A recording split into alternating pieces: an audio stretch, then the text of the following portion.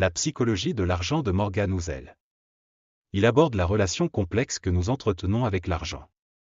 Il explore les attitudes, les croyances, les peurs et les désirs qui influencent nos décisions financières et notre façon de gérer notre argent. L'auteur examine également les facteurs psychologiques qui sous-tendent les comportements de dépenses excessives, de surendettement, d'avarice, d'impulsivité et de procrastination financière. Le livre vise à aider les lecteurs à comprendre leur propre relation avec l'argent, à surmonter leurs blocages et à développer une attitude saine et équilibrée envers l'argent. L'argent n'est pas le problème, c'est ta relation avec lui qui l'est. Quand l'auteur dit que gagner de l'argent dépend plus de ton attitude que de tes connaissances en finance, ça veut dire que ta façon de penser, de te comporter et d'agir a plus d'impact sur ta réussite financière que tes connaissances en finance ou tes compétences techniques. Si tu es du genre à être persévérant, à prendre des risques calculés et à avoir une attitude positive, tu peux réussir financièrement même si tu n'es pas un expert en finance. Par exemple, si deux personnes ont les mêmes connaissances financières, mais des attitudes différentes envers l'argent, cela peut faire une grande différence dans leur réussite financière. La première personne dépense impulsivement tout son argent sans économiser ni investir, tandis que la deuxième personne économise une partie de ses revenus chaque mois, investit dans des options financières sûres et planifie ses dépenses. La deuxième personne est plus susceptible de réussir financièrement à long terme en raison de son attitude plus responsable envers l'argent. Un autre exemple pourrait être une personne qui gagne beaucoup d'argent, mais qui a des habitudes de dépenses compulsives et qui prend de gros risques financiers sans réfléchir. Cette personne peut gagner beaucoup d'argent à court terme, mais elle risque également de tout perdre rapidement en raison de ses mauvaises habitudes financières. Donc, même si tu as les connaissances financières, si tu n'as pas la bonne attitude envers l'argent, il est peu probable que tu réussisses financièrement à long terme. L'attitude envers l'argent peut être plus importante que les connaissances financières car elle dicte la manière dont on utilise et gère notre argent. Alors, essaie d'adopter une attitude responsable et positive envers l'argent pour réussir financièrement. Pourquoi tu ne peux pas copier-coller le succès financier de quelqu'un d'autre? Si tu cherches à devenir riche, tu as peut-être pensé à imiter les personnes qui ont déjà réussi financièrement. Mais, selon l'auteur, cette stratégie est souvent vouée à l'échec. Pourquoi? Eh bien, les personnes qui ont réussi ont souvent des facteurs de réussite qui leur sont propres, comme leur niveau d'éducation, leur réseau professionnel, leur capacité à prendre des risques, ou encore leur chance. Et ces circonstances qui ont contribué à leur réussite ne peuvent pas être reproduites à l'identique. De plus, si tu te compares constamment à des personnes riches, tu risques de te mettre une pression inutile pour atteindre des objectifs financiers souvent inatteignables. Ça peut générer des sentiments de frustration et de stress, et même te conduire à prendre des décisions financières risquées. Alors, plutôt que d'imiter les autres, l'auteur encourage à développer tes propres compétences et qualités, à construire ton propre réseau professionnel, et à travailler à partir de tes propres avantages. Il suggère également de te concentrer sur la satisfaction personnelle et sur l'amélioration de ton propre bien-être, plutôt que sur la recherche constante de la richesse. En résumé, tu ne peux pas imiter le parcours d'une personne riche, car tu ne bénéficieras pas des événements imprévus qui l'ont aidé dans cette voie. Alors, trouve plutôt les méthodes qui fonctionnent pour toi et qui amélioreront ta vie. L'argent n'est que secondaire. Comment modérer tes désirs peut t'aider à atteindre la richesse. Quand l'auteur dit qu'il faut modérer ses désirs pour devenir riche, il veut dire que chercher constamment à avoir plus d'argent et de choses matérielles peut te mener à prendre des décisions financières risquées et te laisser insatisfait en permanence. Si tu ne te concentres que sur l'accumulation de richesses et de biens matériels, tu risques de ne jamais être satisfait de ce que tu as, même si tu es déjà très aisé. En revanche, si tu contrôles tes désirs et que tu cherches un équilibre entre tes besoins et tes envies, tu peux te concentrer sur ce qui est vraiment important pour toi et trouver la satisfaction dans des aspects de la vie qui ne sont pas liés à la richesse financière. Cela peut inclure des relations interpersonnelles, la poursuite de tes passions et de tes intérêts personnels, ou même le simple fait d'avoir suffisamment d'argent pour subvenir à tes besoins de base. Il est important de noter que l'auteur ne suggère pas de ne pas chercher à améliorer ta situation financière ou de ne pas poursuivre tes objectifs financiers, mais plutôt de trouver un équilibre sain entre la poursuite de tes objectifs financiers et la recherche de ta satisfaction personnelle.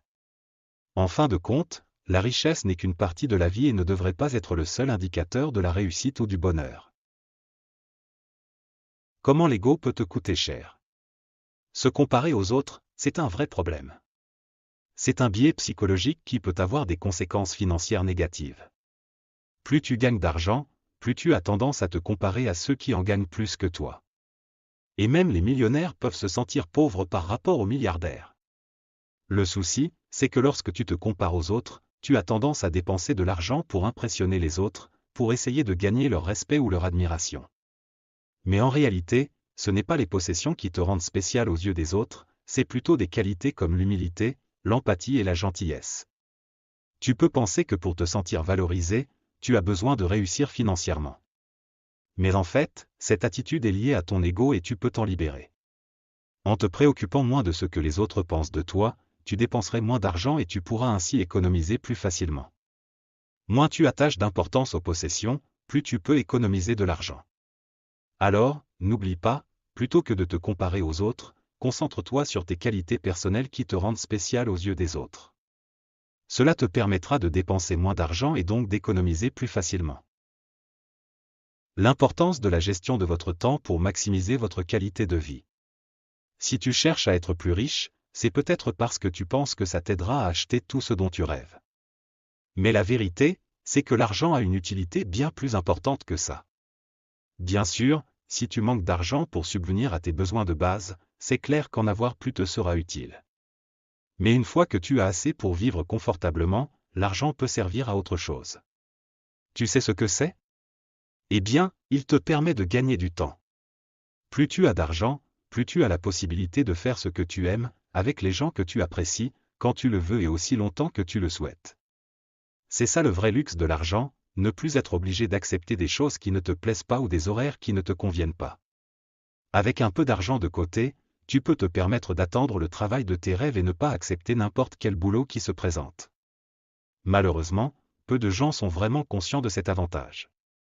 Au lieu de ça, ils se concentrent sur des considérations matérialistes qui ne leur apportent pas vraiment du bonheur. La vérité, c'est que ce qui te rend vraiment heureux, c'est le sentiment d'avoir le contrôle de ta vie. Peu importe les variations de tes conditions de vie, si tu as la liberté de choix, tu seras heureux. En d'autres termes, ce n'est pas le montant de ton salaire qui compte le plus pour ton bonheur, c'est la liberté de choix dont tu disposes. Alors, tu n'as pas besoin d'être millionnaire pour être heureux. Tu as juste besoin de retrouver une plus grande maîtrise de ton temps. Et pour ça, tu peux par exemple chercher à réduire ton temps de transport jusqu'à ton travail. Tu auras alors plus de temps libre, ce qui augmentera ton bonheur plus sûrement que l'argent durement gagné. En fin de compte, l'argent sert à te donner plus de liberté dans la gestion de ton temps. Alors, fais en sorte d'en dégager autant que tu en as besoin, et tu seras plus heureux que jamais. Les effets magiques des intérêts composés et comment les utiliser à ton avantage. Devenir riche, ce n'est pas une histoire de coup de chance ou de coup de génie en investissement.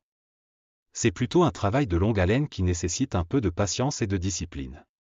Tu connais Warren Buffett, le gars qui a 84 milliards de dollars? Eh bien, la plupart de cet argent, environ 81 milliards, il les a gagnés après ses 65 ans. Il n'est pas devenu subitement plus malin, il a juste su utiliser les intérêts composés à son avantage. En gros, les intérêts composés c'est des intérêts qui s'ajoutent à ton capital initial et qui produisent eux-mêmes des intérêts. C'est un peu comme une boule de neige qui grossit en descendant une pente enneigée. Donc, plus tu économises et plus tu attends avant de dépenser, plus tu gagnes de l'argent. C'est la règle d'or pour gagner beaucoup d'argent, épargner plus que tu ne dépenses. Si tu gagnes beaucoup d'argent mais que tu dépenses tout autant, tu seras toujours à sec. En revanche, si tu gagnes moins mais que tu économises régulièrement, tu finiras par avoir beaucoup plus d'argent que le premier. C'est à cause de l'effet levier des intérêts composés. Ça veut dire que plus tu laisses ton argent prendre de l'âge, plus il te rapporte. C'est simple mais ça marche.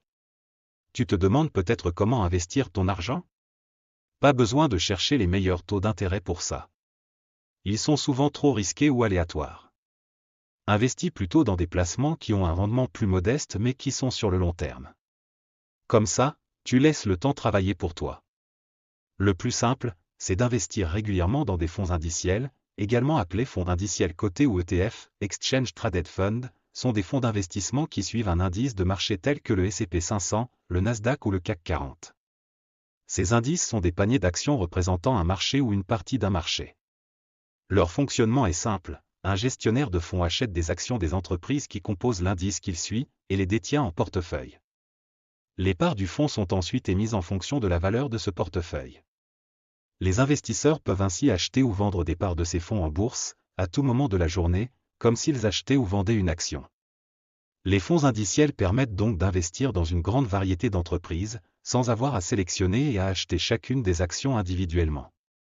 Ils offrent également une diversification du risque, puisque la performance du fonds dépend de l'ensemble des entreprises qui composent l'indice, et non pas d'une seule entreprise.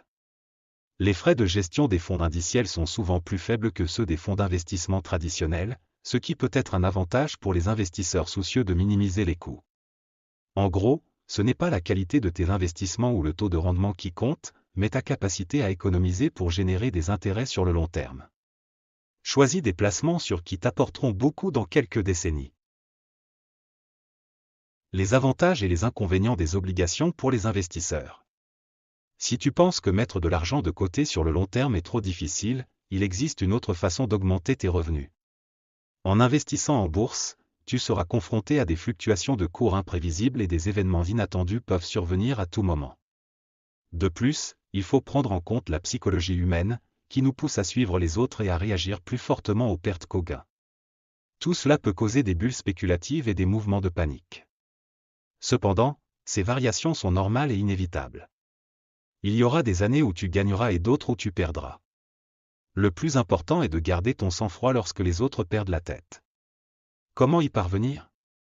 Considère tes pertes comme un coût émotionnel à payer pour faire fructifier ton argent.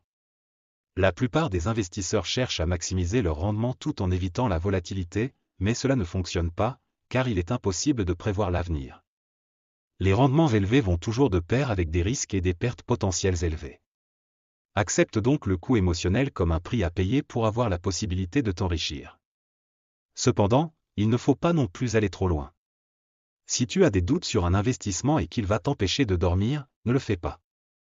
Par ailleurs, ne suis pas aveuglément les conseils en investissement, car les personnes les plus sûres d'elles ne savent généralement rien de ce qui va se passer. Leurs motivations et leurs objectifs peuvent être différents des tiens. Par exemple, un trader peut miser de grosses sommes d'argent à court terme pour profiter des cours ascendants juste avant l'explosion d'une bulle. Ce qui est un bon investissement pour lui ne l'est pas forcément pour toi. Enfin, prendre des risques en matière financière peut être payant, mais il faut accepter de ne pas gagner à chaque fois. Reste lucide et rappelle-toi tes objectifs pour investir dans ce qui te convient le mieux. Les compétences requises pour gagner de l'argent et pour le conserver sont différentes. Gagner de l'argent et le garder ne demandent pas les mêmes compétences. En fait, pour gagner de l'argent, il faut prendre des risques, être confiant en ses compétences, croire en l'avenir et travailler dur. Pour le garder, par contre, il faut éviter les risques, être prudent, admettre que la chance y est pour quelque chose et être modéré au quotidien. Exemple de personnes qui ont tout perdu. Mike Tyson, ancien champion de boxe, a gagné plus de 300 millions de dollars au cours de sa carrière, mais a fini par se retrouver en faillite en raison de dépenses excessives et de mauvaises décisions financières. Autre, connais-tu le chanteur MC Hammer, qui a connu un grand succès dans les années 1990. Malgré avoir gagné plus de 70 millions de dollars, il a fini par se déclarer en faillite en raison de dépenses excessives et de mauvaises décisions de gestion de son argent. En gros, pour devenir un bon investisseur, tu dois apprendre à équilibrer les compétences opposées de prise de risque et de sécurité. Cela t'aidera à faire fructifier ton capital sur le long terme. Pour conclure, gagner plus d'argent, c'est surtout une question d'état d'esprit, parce que ça dépend de certaines de tes attitudes. Mais avant tout, demande-toi quel est le rôle de l'argent dans ta vie. Est-ce qu'il pourrait te rendre heureux? Est-ce qu'il pourrait te donner plus de liberté? Qu'est-ce que tu es prêt à sacrifier pour l'obtenir? Si tu peux répondre à ces questions, ça te permettra non seulement d'avoir du succès financier dont tu as réellement besoin, mais aussi de trouver le bonheur dans ta vie en général. J'espère que mon résumé t'a apporté une nouvelle façon de voir l'argent. À très vite sur la chaîne, un jour, un livre.